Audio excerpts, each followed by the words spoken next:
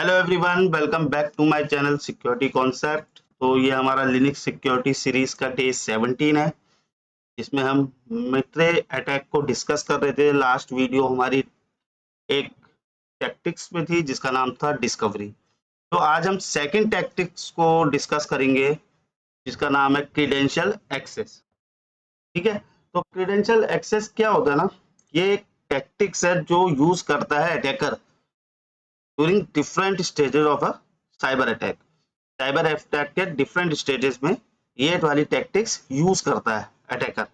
और जैसे कि मैंने लास्ट वीडियो में बताया था, मिट्रे अटैक एक नॉलेज बेस है जो डिस्क्राइब करता है एक्शन और टेक्निक्स जो यूज करता है कोई भी थ्रेट एक्टर। थ्रेट एक्टर माने अटैकर। ठीक है, तो ये वाइडली यूज होता है साइबर सिक्योरिटी में अंडरस्टैंड करने के लिए कि डिटेक्ट कैसे करें और रिस्पॉन्ड कैसे करें, जो टैक्टिक्स और टेक्निक्स हमारा थ्रेट एक्टर यूज करता है। ठीक है, तो उसी में एक टैक्टिक्स है क्रीडेंशियल एक्सेस जो फोकस करती है टेक्निक्स में जो कि अटैकर यूज करता है ऑब्टेन करने के लिए और स्टील करने के लिए क्रीडेंशियल्स। कहां से? टारगेट के सिस्टम से या यूजर से।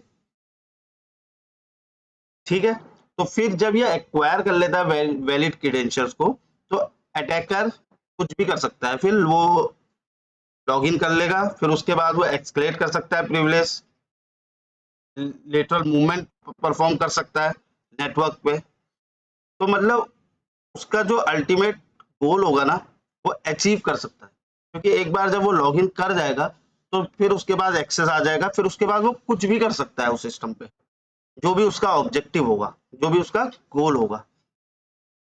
ठीक है, और ये जो क्रीडेंशियल एक्सेस टैक्टिक्स है ना, ये कैस जो कॉमन कॉमन टेक्निक्स क्या क्या यूज कर सकता है क्रीडेंशियल एक्सेस करने के लिए। जैसे हमने पढ़ा है ब्रूट फोर्स, मैंने अपनी वीडियो में बहुत बार आपको ब्रूट फोर्स करके दिखाया है। ठीक है, पॉप शूट के थ्रू भी दिखा रखा है मैंने आपको। और स्टील कर सकता है पासवर्ड्स को मेमोरी के थ्रू, मेमोरी डंप करके वो पासवर्ड को स्टील कर सकता है, या क्रीडेंशियल डंपिंग कर सकता है। वेरियस टेक्निक्स होती हैं क्रीडेंशियल डंपिंग करने की। ठीक है, और एक की लॉगिंग होता है, की लॉगर यूज करता है अटैकर। ठीक है, और पास द हैश ये भी हमने डिस्कस किया था अपनी करब्रोज वाली वीडियो में। पास द हैश को, पास द टिकट ये भी हमने करब्रोज वाली में डिस्कस किया था कैसे परफॉर्म करता है। ठीक है, और स्टील कर सकता है करब्रोज टिकटिंग, टिकट्स जो होते हैं करब्रोज के उसको स्टील करके कर सकता है। तो उसका जो मोटिव होता है वो एक्सेस करना होता है। ठीक है, किसी भी सिस्टम पे कैसे? क्रीडेंशियल्स को स्टील करके, क्रीडेंशियल्स को डंप करके। ठीक है, मैनिपुलेटिंग भी करता है वो कभी वेब क्रीडेंशियल्स को। तो ये सारे टेक्निक्स है किसके? क्रीडेंशियल एक्सेस टैक्टिक्स के।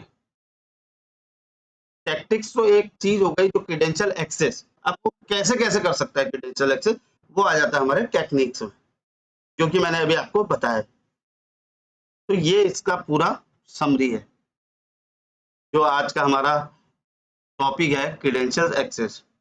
तो आज आप देख रहे होगे, सॉरी ये लैब 3 लिख दिया मैंने, लैब 1 है। तो आज जैसे आप देख रहे होगे आज की जो लैब है वो क्रीडेंशियल डंपिंग है। और क्रीडेंशियल डंपिंग ये एक टेक्निक्स है। और अब हम देखेंगे प्रोसीजर कैसे होगा, जो हम करके देखेंगे अभी वो होगा प्रोसीजर। तो यहाँ पर आपकी तीनों चीज कवर हो गई, टैक्टिक्स भी, टेक्निक्स भी और प्रोसीजर भी। टैक्टिक्स है क्रीडेंशियल एक्सेस, टेक्निक है क्रीडेंशियल डंपिंग, और प्रोसीजर है अभी जो हम करेंगे। ठीक है, तो इसमें जो डिस्क्रिप्शन में हमें दे रखा है, credential dumping is a process of obtaining the credential using various method. Various method के थ्रू ये कर सकता है, जैसे dumping process memory, dumping hashes from memory. तो ये सारे हमारे क्या हैं? मेथड्स हैं। तो इसमें जो दे रखा है, in this lab a process cloud login is running on the system. तो एक क्लाउड लॉगिन नाम की प्रोसेस है जो रन कर रही है सिस्टम पे, तो हम प्रोसेस को अब डंप करेंगे, प्रोसेस की मेमोरी को।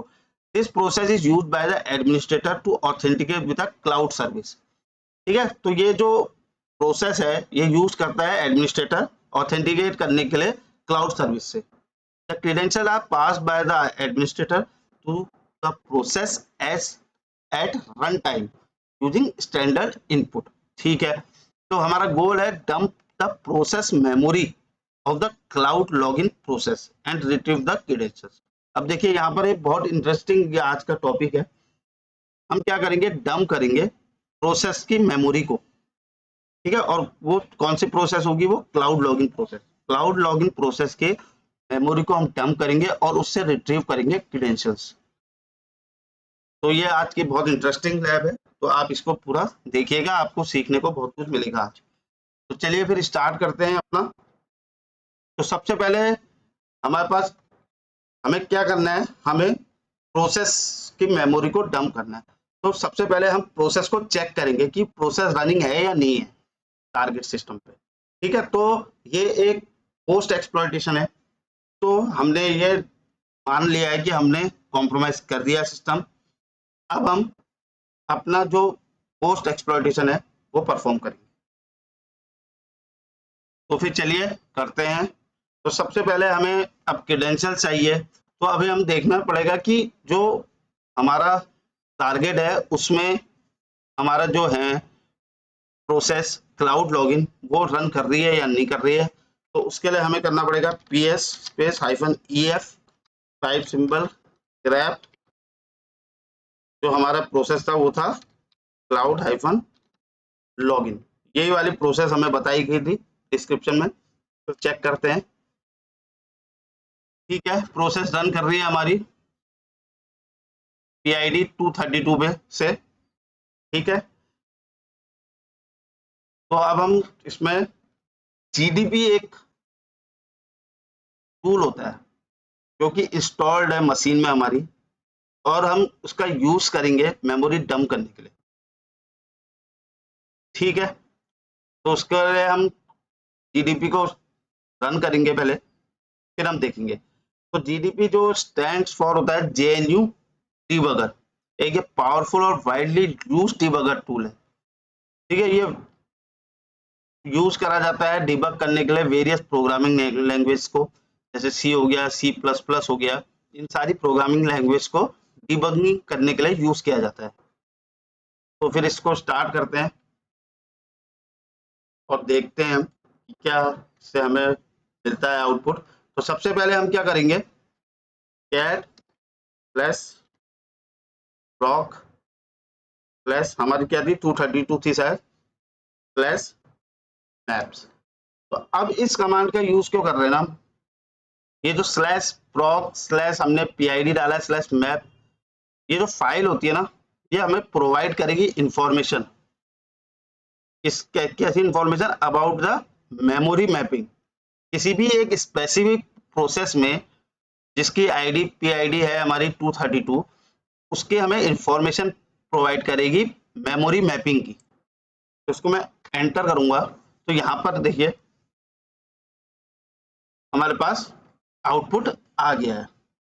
ठीक है, तो ये जो आउटपुट है ना, ये हर एक लाइन में जो फाइल की है ये रिप्रेजेंट कर रही है एक मेमोरी रीजन को ऑफ द प्रोसेस की मेमोरी रीजन को ये डिनोट कर रही है। ठीक है, और जो इसका फॉर्मेट है वो सबसे पहले आपका एड्रेस है, फिर परमिशन है, फिर ऑफसेट है। ये जो सबसे पहला आपका यहाँ पर देख रहे हो ना, ये चीज क्या है, एड्रेस है। ठीक है, फिर यहाँ पर आ गई आपकी परमिशन। ठीक है, फिर ये है आपका ऑफसेट वाला रो, ये डेव वाली रो, फिर है ये आईनोड, इसके बारे में अभी आपको बताता हूं मैं। फिर है यहाँ पर पाथ नेम। ठीक है, तो ये आउटपुट में ये इंफॉर्मेशन हमें मिल रही है। तो सबसे पहला जो है एड्रेस है, तो ये क्या कर रहा है, स्टार्ट और एंड एड्रेस बता रहा है किसी भी मेमोरी रीजन का।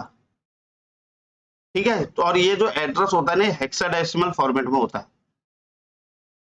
नेक्स्ट है परम्स, मतलब परमिशन। परमिशन है ये मेमोरी रीजन की, इंडिकेट कर रहा है whether the region is readable, writable, executable and private, वो यहाँ पर डिनोट कर रहा है, ये जो तो है यानी। ठीक है, नेक्स्ट आता है ऑफसेट। ऑफसेट क्या होता है ना फाइल में, कि रीजन मैप्ड है फ्रॉम अ फाइल, ठीक है, और अगर जीरो होगा फॉर एनोमस मैपिंग, ठीक है, एनोमस मैपिंग जीरो जो डिनोट करता है वो एनोमस मैपिंग के लिए करता है। नेक्स्ट है डेव, ये डिनोट कर रहा है डिवाइस को जहां मैपिंग ओरिजिनेट हो रही है, ये वाला कॉलम, ठीक है। नेक्स्ट है आई नोड, जीरो अगर होगा तो इसका मतलब एनोमस मैपिंग है इसमें भी, ठीक है। ये आई नोट फाइल का आई नोट को डिनोट कर रहा है, और जीरो होगा तो इसका मतलब एनोमस मैपिंग है। नेक्स्ट है हमारा पाथ नेम, ये है path of the file associated with the mapping,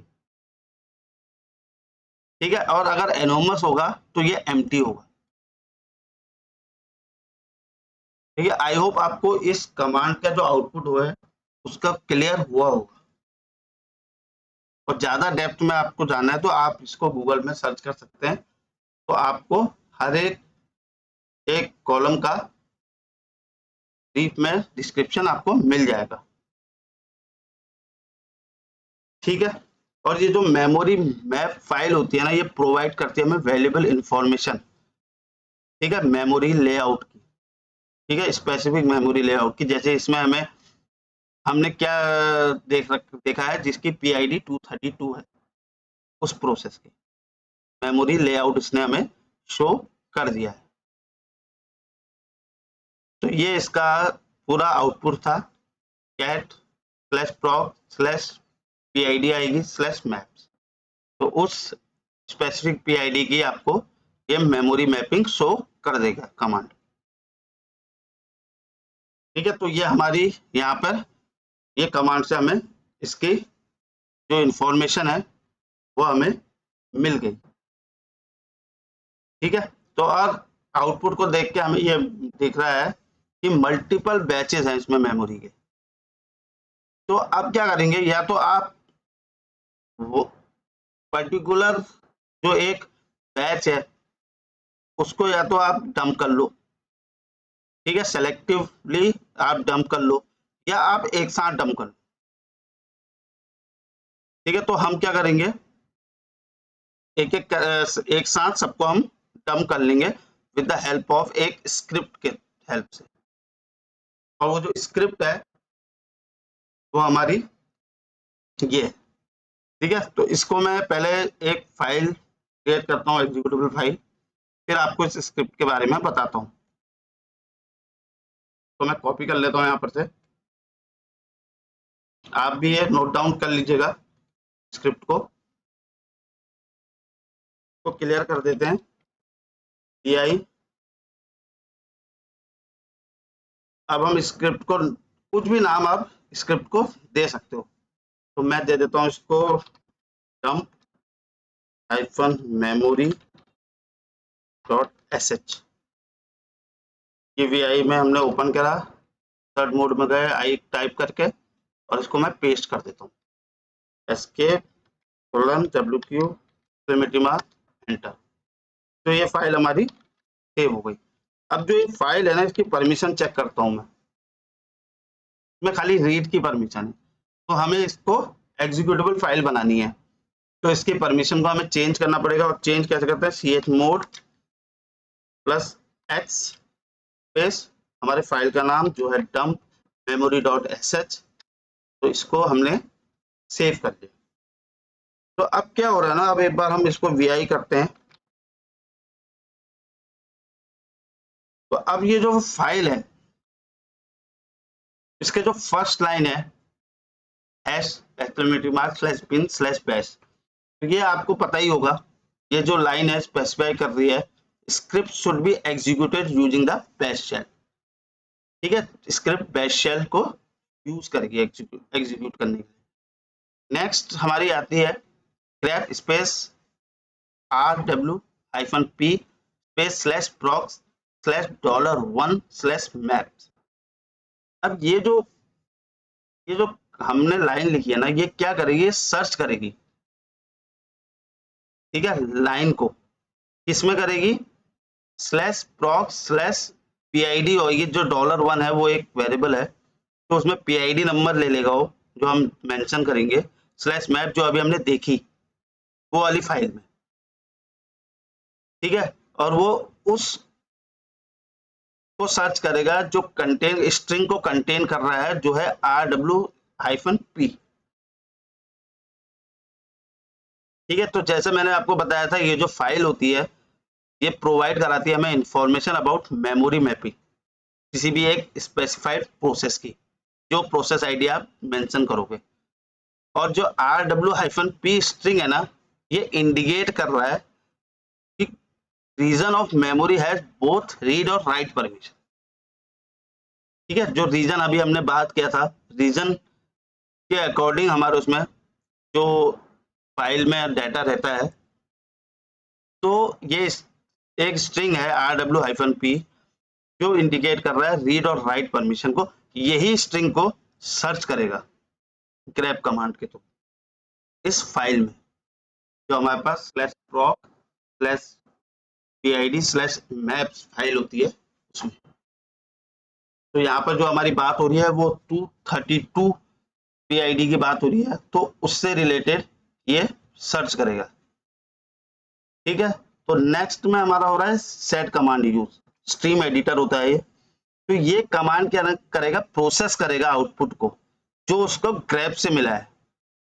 ठीक है, जो grep कमांड से उसे आउटपुट मिला है उसको प्रोसेस करेगा, मीन्स ये एक्सट्रैक्ट करेगा स्टार्ट और स्टॉप एड्रेस को मेमोरी रीजन के हेक्साडेसिमल फॉर्मेट में। ठीक है, पैटर्न आपको ये दे रखा है यहाँ पर हमें, ये हर मैच करेगा लाइंस जो स्टार्ट कर रही है विथ 2 हेक्साडेसिमल एड्रेसेस, सेपरेटेड है वो बाय हाइफन, और फॉलोड कर रहा है कोई अदर इंफॉर्मेशन। तो इसके लिए आपको ना सेट कमांड आनी पड़ेगी, आपको सेट कमांड पढ़नी पड़ेगी कि ये जो हमारे यूज हो रहे हैं ये क्यों यूज होते हैं। ये बहुत एक इंपॉर्टेंट कमांड है, तो इसको आप जाके पढ़िएगा। ठीक है, फिर उसके बाद हमारे उसमें लगा है लूप, लगा है व्हाइल रीड स्टार्ट स्टॉप।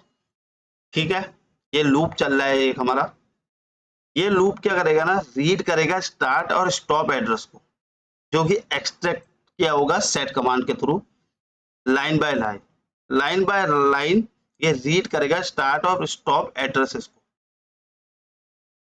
और परफॉर्म करेगा मेमोरी डंप हर एक मेमोरी रीजन का। ठीक है, फिर नेक्स्ट आता है हमारा जीडीपी -बैच स्पेस -pid, फिर वेरिएबल है $1 स्पेस -ex। ठीक है, ये मेन जीडीबी कमांड है लूप के अंदर। तो ये हमारा डिस्क्रिप्शन था इस स्क्रिप्ट का।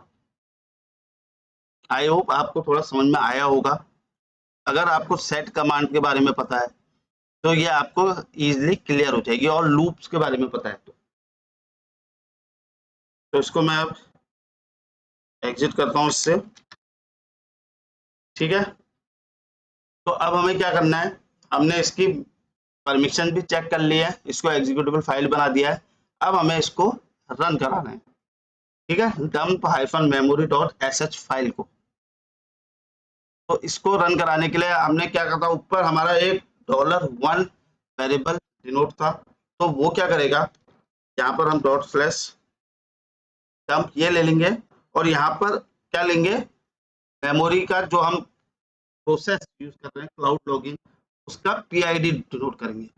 PID एक बार मैं फिर से देख लेता हूँ क्या था, 232 था शायद।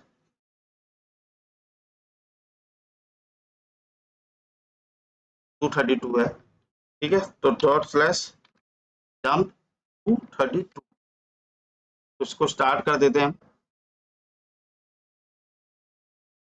तो इसमें जीडीपी जो है वो वार्निंग थ्रो करेगा, तो उसको इग्नोर करना है।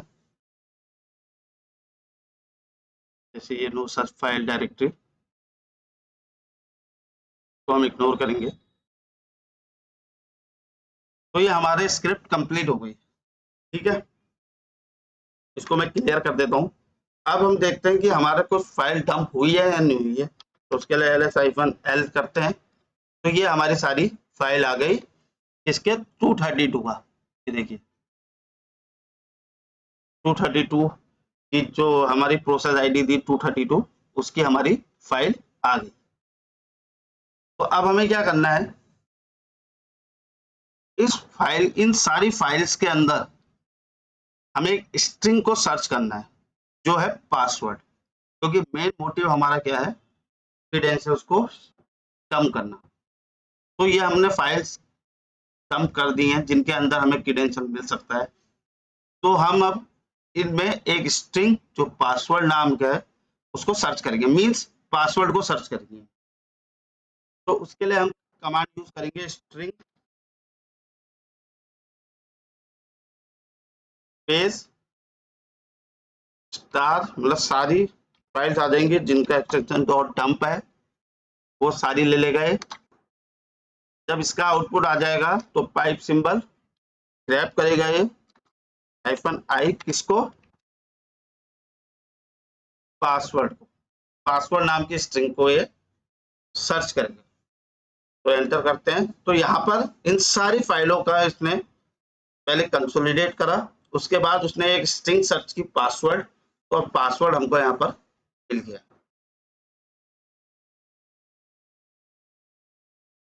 तो यूजर नेम रूट है और रूट का जो पासवर्ड है वो strong@123 है। अब आप लगाइए, आपको रूट का मिल गया, ये रूट का पासवर्ड आपको मिल गया।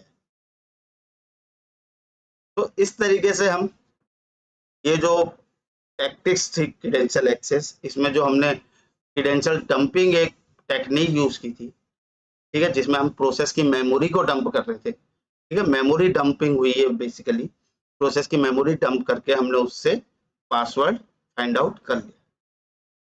और प्रोसेस कौन सी थी, cloud-login। तो ये हमारा एक लैब थी जिसमें हमने आपको बताया कि कैसे हम क्रेडेंशियल एक्सेस टैक्टिक्स यूज करता है अटैकर। तो चलिए फिर अब देखते हैं हम अपनी सेकंड लैब। नेक्स्ट लैब जो है अब हमारी वो है नेटवर्क स्निफिंग। तो नेटवर्क स्निफिंग क्या होता है ना, इसको हम पैकेट स्निफिंग भी कहते हैं या पैकेट कैप्चरिंग भी कहते हैं। ये एक प्रोसेस होती है इंटरसेप्ट करने की और एनालाइज करने की नेटवर्क ट्रैफिक, क्योंकि पास हो रहा है थ्रू अ नेटवर्क इंटरफेस, ठीक है। जो ट्रैफिक किसी नेटवर्क इंटरफेस से पास हो रहा है तो उसको हम इंटरसेप्ट करते हैं, मींस कैप्चर करते हैं और एनालाइज करते हैं उस ट्रैफिक को, ठीक है। तो इसमें क्या इन्वॉल्वमेंट होता है, ये कैप्चर करता है पैकेट्स ऑफ डाटा को, ठीक है, जो कि किसी नेटवर्क से ट्रेवल कर रहे हैं, और उनकी उसके अंदर उस पैकेट के अंदर की इंफॉर्मेशन को ये इंस्पेक्ट करता है, ठीक है, कि क्या डाटा उसमें ट्रेवल हो रहा है, क्या डाटा उस पैकेट से जा रहा है, इन सबको इंस्पेक्ट करता है और गेन करता है इंफॉर्मेशन, जो भी सेंसिटिव इंफॉर्मेशन होती है। तो इस प्रोसेस को करने की हम कहते हैं नेटवर्क स्निफिंग। तो जैसे डिस्क्रिप्शन में दे रखा है, network sniffing is a process to inspect the packets and content of packets for unencrypted packets on using a network interface। तो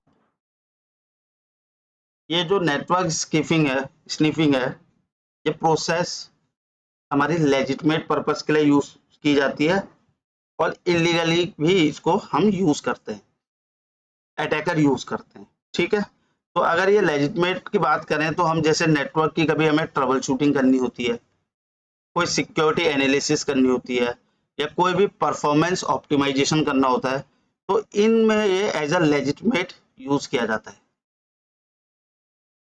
पर ये मैंने जैसे कहा, ये लेजिटिमेट भी होता है और मेलिशियस पर्पज के लिए भी यूज करते हैं इनको अटैकर। जैसे कैप्चर करते हैं सेंसिटिव डाटा। सेंसिटिव डाटा में क्या आ गया, जैसे पासवर्ड, कोई भी कॉन्फिडेंशियल इंफॉर्मेशन, ठीक है, जो उन पैकेट्स में हम सेंड कर रहे हैं, ठीक है, और कोई भी हम डाटा जो ट्रांसमिट हो रहा है ओवर अ नेटवर्क, ठीक है। तो ये हमारा लेजिटिमेट पर्पज के लिए भी यूज होता है और मेलिशियस पर्पज के लिए भी ये अटैकर यूज करते हैं। अब ये आता है, बात आती है कि ये कैसे वर्क करता है network snipping, how network snipping works. तो इसमें सबसे पहले क्या होता है ना, पैकेट कैप्चर होता है। जो भी नेटवर्क स्निफर होंगे वो कैप्चर करते हैं डेटा पैकेट्स को, जो भी हमारे नेटवर्क पे सेगमेंट में फ्लो हो रहे हैं, ठीक है। और ये क्या हो सकते हैं नेटवर्क सेगमेंट, ये फिजिकल नेटवर्क भी हो सकते हैं लाइक ईथरनेट, और वायरलेस नेटवर्क भी हो सकते हैं, ठीक है।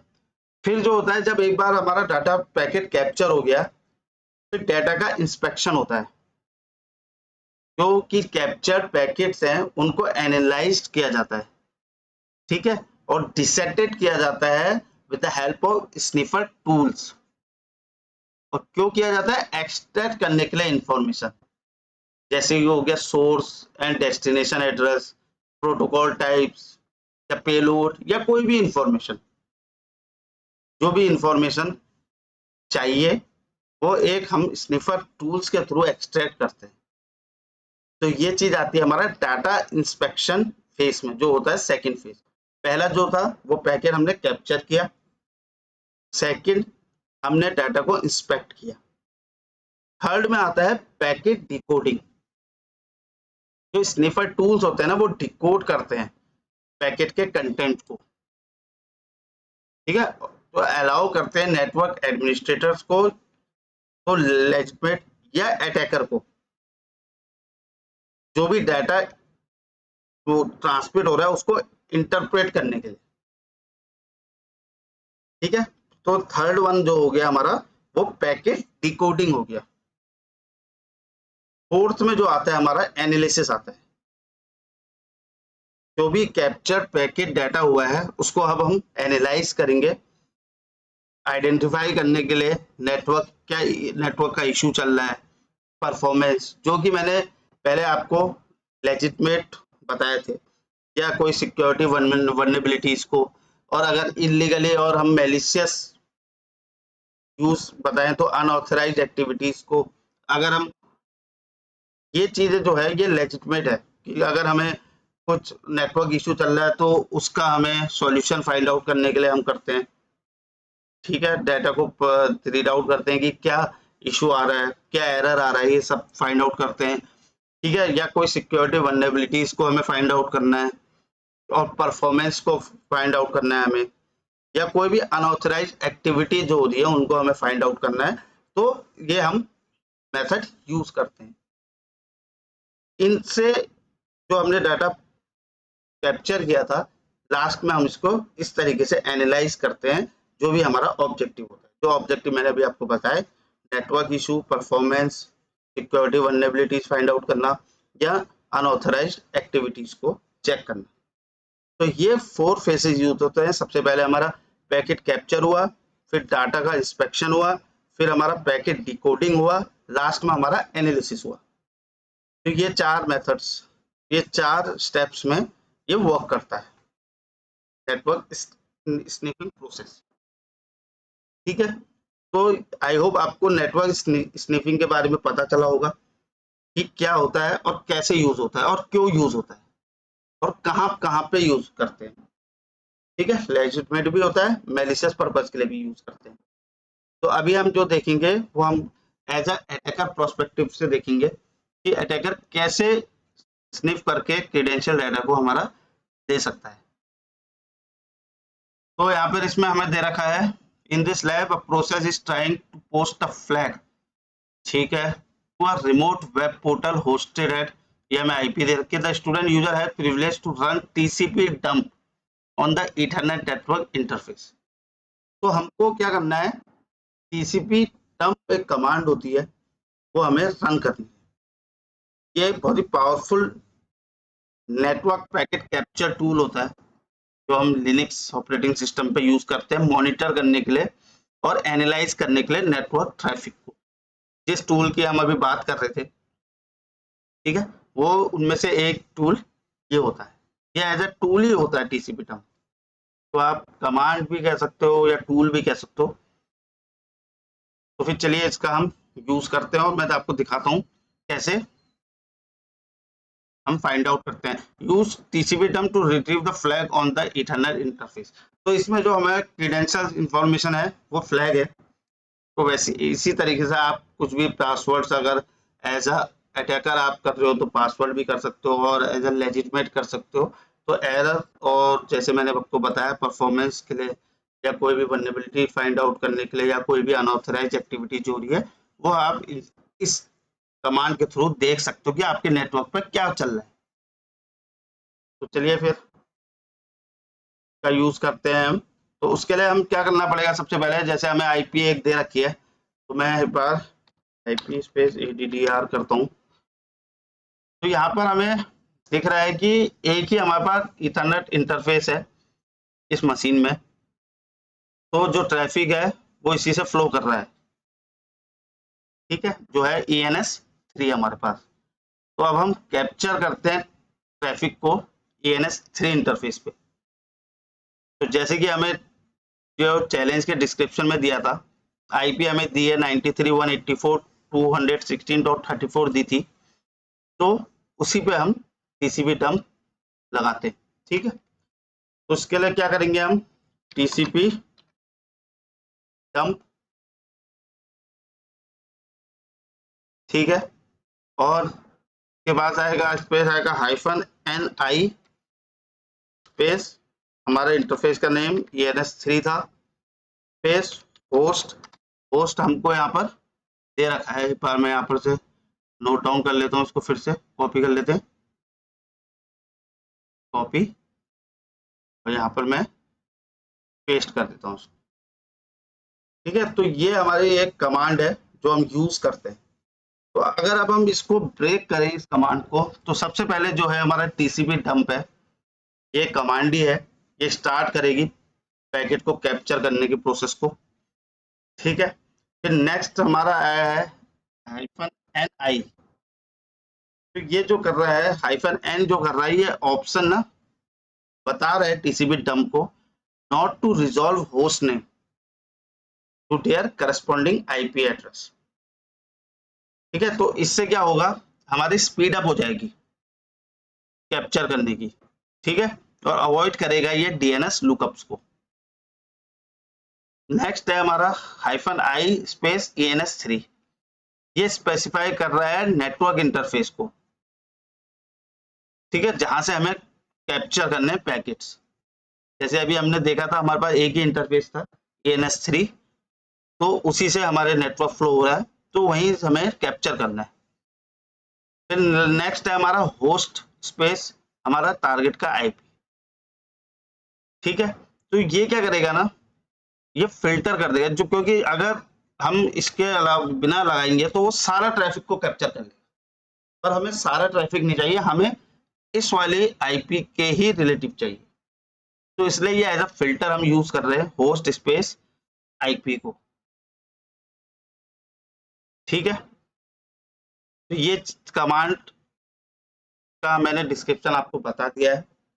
तो अब हम इस कमांड को रन करेंगे, और जब हम इस कमांड को रन करेंगे ना, तो टीसीपी डंप स्टार्ट हो जाएगा कैप्चर करना नेटवर्क पैकेट्स को ENS3 के इंटरफेस में, ठीक है, और डिस्प्ले कर देगा रेलिवेंट पैकेट की डिटेल्स को हमारे टर्मिनल में। तो चलिए फिर इसको स्टार्ट करते हैं, एंटर कर देता हूं मैं। तो इसने स्टार्ट कर दिया ये।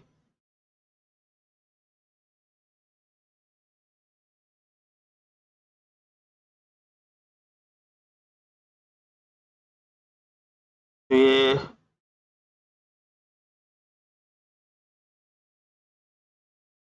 ये देखिए हमारा जो ऑब्जेक्टिव था, तो मैं कंट्रोल से रोक देता हूँ। हमारा ऑब्जेक्टिव क्या था?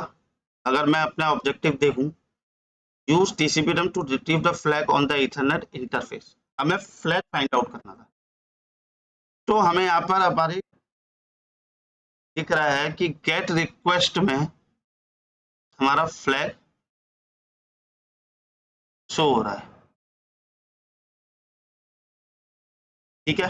तो इसी तरीके से हमारे पैकेट में फ्लो होते समय ऐसे ही हम सेंसिटिव इंफॉर्मेशन को कैप्चर कर सकते हैं। तो जैसे यहाँ पर सेंसिटिव इंफॉर्मेशन हमारी फ्लैग थी, तो हमने टीसीपी डम देखा कि हमारे नेटवर्क पे जो ट्रैफिक चल रहा है, हमने उसके पैकेज को कैप्चर करना स्टार्ट किया और कैप्चर करके हमको एक सेंसिटिव इंफॉर्मेशन मिल गई जो कि हमारा फ्लैग था। वैसे ही आपको आपके क्रेडेंशियल्स भी मिल सकते हैं, ठीक है। ऐसे ही एक्सेस किए जाते हैं, डंप किए जाते हैं क्रेडेंशियल्स नेटवर्क पे, the help of network sniffing, ठीक है। तो आई होप आपको ये समझ में आया होगा कि कैसे हमने नेटवर्क स्निफिंग की हेल्प से, एक नेटवर्क स्निफिंग टूल है जो टीसीपी डंप है, उसकी हेल्प से हमने एक सेंसिटिव इंफॉर्मेशन को फैच करा जो कि थी हमारी फ्लैग। हमारी लैब में वही एक सेंसिटिव इंफॉर्मेशन थी जो हमें फाइंड आउट करनी थी, जो हमारा ऑब्जेक्टिव था। तो with the help of TCP dump command हमने वो फैच करे। तो इसी तरीके से जो अटैकर होता है वो सेंसिटिव इंफॉर्मेशन को फैच करता है, डंप करता है इस प्रोसेस के थ्रू, नेटवर्क स्निफिंग। तो आज की वीडियो में यही एंड करता हूँ। तो आज हमने क्रेडेंशियल एक्सेस एक टैक्टिक्स था, उसके हमने 2 लैब्स को डिस्कस किया, ठीक है। तो आई होप आपको समझ में आई होगी आज की lab. So if you like my video, please subscribe my channel, hit the like button and share your feedback in comment section. Thank you.